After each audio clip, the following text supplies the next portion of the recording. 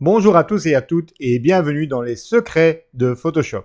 Alors, aujourd'hui au programme, je vais vous montrer comment uniformiser un fond clair afin d'effacer la différence ici que l'on voit entre les deux murs sur cette photo et obtenir quelque chose de plus clinique, de plus propre. Alors, sans plus tarder, je jette le traitement à la poubelle et on repart de zéro.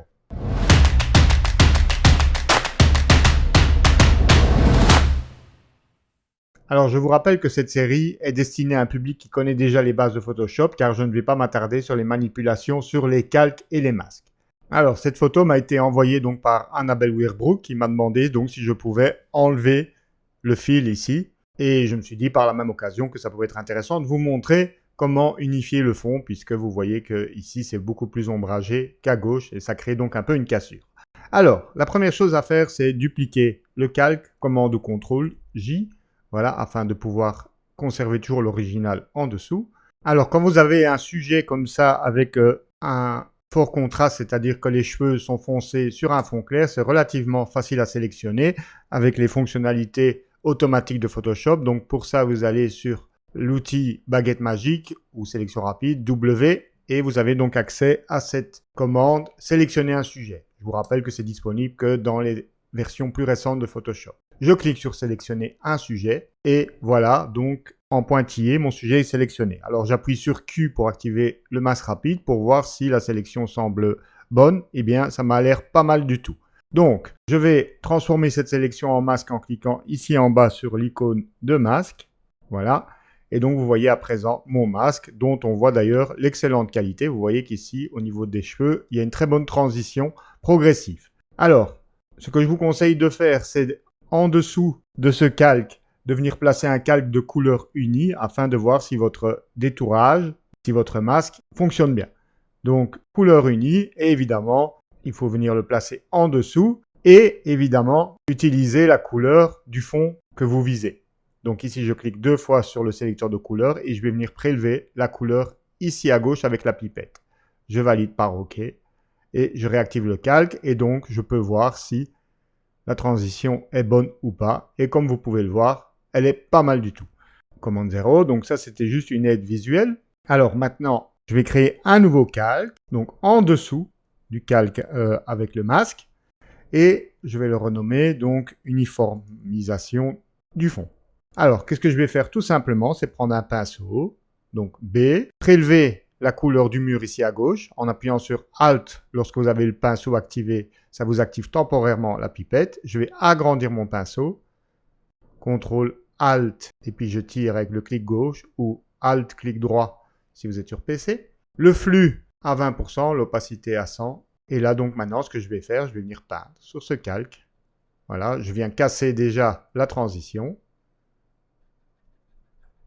Voilà. Alors, je préfère peindre délicatement parce qu'en fait, ici, par exemple, dans le bas de l'image, je veux conserver une certaine zone d'ombre. Parce que regardez, si je peins ici, en dessous de son bras, c'est plus très logique au niveau de la lumière. C'est beaucoup trop clair. Donc, je préfère venir peindre délicatement. Voilà, vous voyez ici, j'y vais plus progressivement. J'essaye d'éclaircir la zone, mais pas autant que le mur en haut. Pareil ici, sous son autre bras. Voilà. Et maintenant, donc, je vais venir effacer,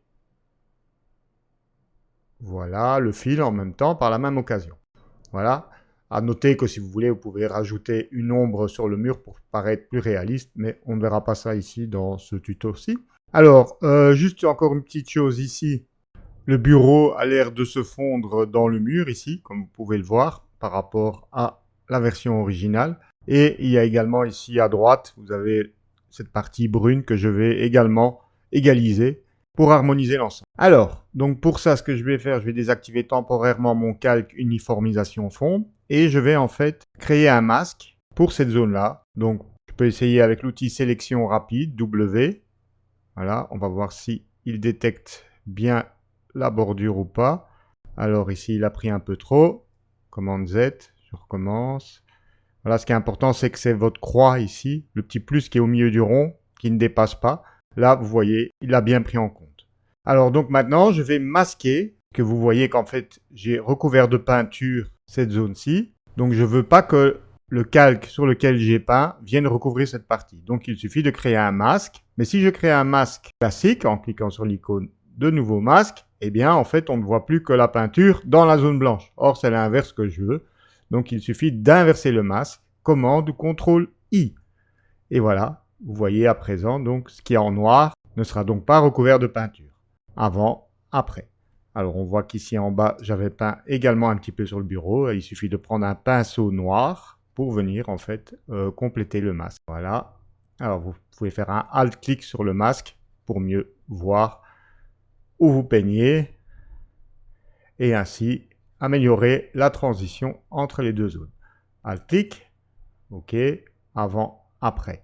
Alors, on voit que la transition est un petit peu abrupte. Donc, ce qu'on va faire, on va cliquer 2 fois sur le masque et on va appliquer un petit peu de contour progressif. Donc, ça, c'est la boîte de dialogue de propriété du masque. Et donc, le problème, c'est que ça fait réapparaître l'ancien mur. Donc, ce que je vais faire, c'est que je vais descendre mon masque un petit peu. Alors, attention, si ici, je descends le masque, le calque, il est lié. C'est-à-dire qu'il y a une petite chaîne entre les deux et donc les deux vont descendre. Or, moi, je veux descendre que le masque un petit peu. Donc je vous montre, je vais afficher que le masque, comme ça vous voyez ce qui se passe. Je prends l'outil déplacement, V, et là maintenant avec les flèches du clavier, donc haut ou bas, je vais monter ou descendre, vous voyez? Mais donc si j'avais pas délié le calque et son masque, eh bien il aurait bougé avec. Donc ici maintenant il est indépendant.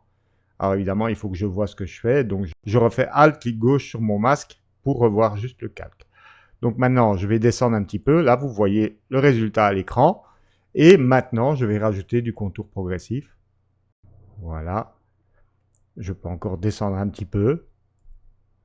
Voilà, là je pense que la transition est beaucoup plus naturelle. Ok, alors il me reste à combler la partie ici de droite.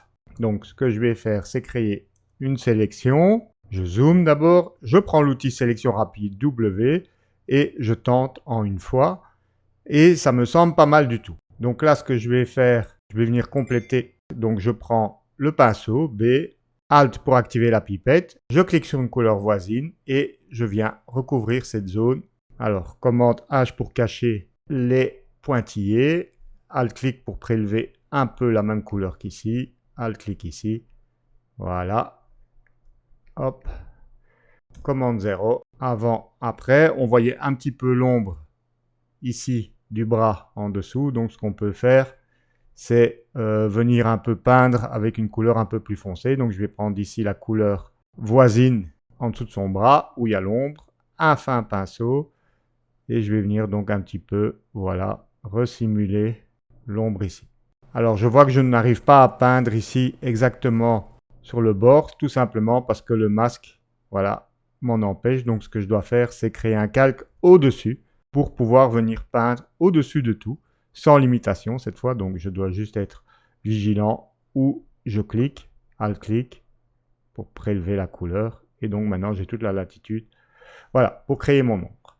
Et voilà, donc un petit avant, après global, vous voyez, ce n'était pas plus compliqué que ça. Alors n'hésitez pas à vous abonner à la chaîne car je vais publier régulièrement des tutos de ce genre, donc si vous voulez être tenu au courant, cliquez sur la petite clochette à droite du bouton abonner, ça vous permet d'être tenu au courant des nouveaux tutoriels mis en ligne.